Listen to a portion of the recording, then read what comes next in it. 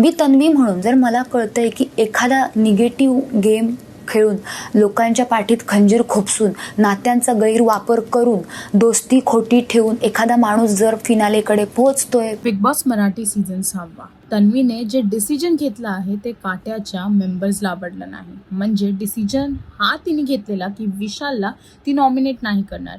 विशाल नॉमिनेशनमध्ये नसता तरीही तिने त्याला नॉमिनेट नसतं केलं असं तिचं म्हणणं आहे. कारण की तिला तो स्ट्रॉंग प्लेअर आणि ती त्याला फिनालेमध्ये बघते. पण हेच ऐकून राकेश आणि दीपालीला खटकलं आहे. राकेश आणि दीपाली म्हणतात की विशाल आणि तन्वी दुश्मन आहेत. विशाल आणि तन्वीला एकमेक बिलकुल पण आवडत नाही. तन्वीने विशालबद्दल एवढं सगळं म्हणलं आहे, तो असुर आहे, त्याचं तोंड बघायला आवडत नाही, तर तिने त्याला नॉमिनेट का नाही केलं.